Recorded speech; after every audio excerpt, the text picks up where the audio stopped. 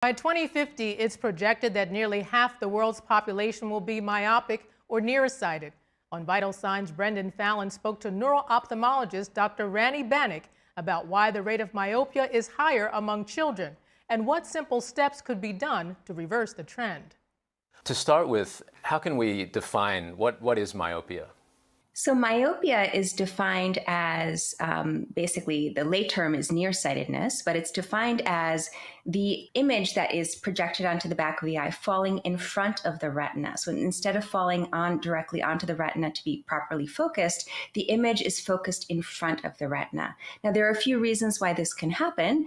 One common reason is that the eye is too long. So if the eye is physically elongated, anatomically elongated, instead of the image falling right onto the retina, the image will fall before.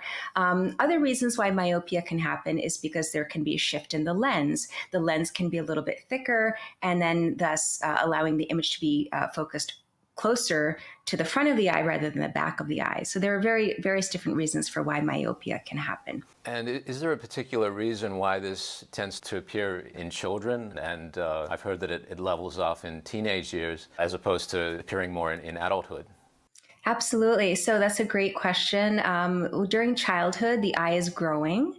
So in reality, when children are first born in their first years of their life, the eye is actually shorter. So the image falls behind the retina rather than on the retina. So the eye is shorter. And then as the child grows, the eye elongates. And usually it stops somewhere around the late teens, early 20s. So actually the growth continues to happen to a certain extent later on beyond the early years. But we are seeing alarming rates of increasing myopia in children, particularly school-age children.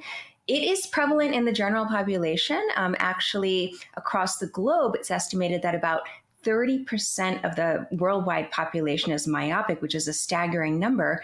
But now we're seeing that those numbers are significantly increasing in younger age groups. Right. And as far as efforts to, spanning the full spectrum, well, I guess particularly looking at the potential natural things that we'll talk about today that can be done to reduce myopia. Are these things more beneficial for children, or can they be beneficial across the age spectrum? Based on the research that we have, it's believed that they're more beneficial for children, and then the benefits may drop off after the late teen years. Let's say not late teen, mid-teens, 15, 16 and beyond, there really probably isn't that much benefit because the eye is already grown, the myopia has set in. So the focus right now is to address this in earlier age groups to try to prevent progression of myopia. And a common advice I hear that is given to parents for their children is the child has to go outside, spend more time outside, and this will potentially help the myopia. Is this largely a case of what they're not doing, like being on devices when they're outside? Or what are the other factors? That's a great point.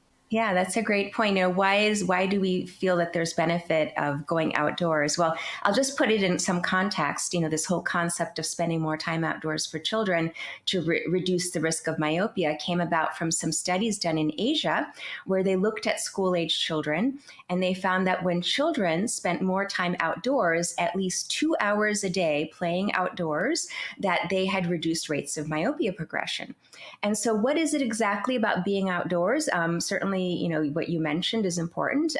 Now much of our time is spent on screens, and including children, they spend a lot of time on screens, whether it's, doing schoolwork or playing games. And so reducing the amount of near work when someone is outdoors may be a part of the benefit of outdoor time for myopia. Also, it's been hypothesized that sunlight may play a role. Potentially exposure to natural sunlight may also help to reduce myopia progression. We don't yet know, but we do know that at least 2 hours a day is what's recommended.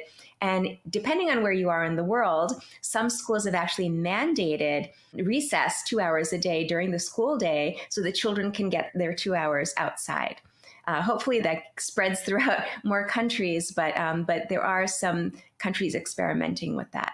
That's fascinating to hear, Dr. Banik. I'd like to explore that further with you, the benefits of sun to vision.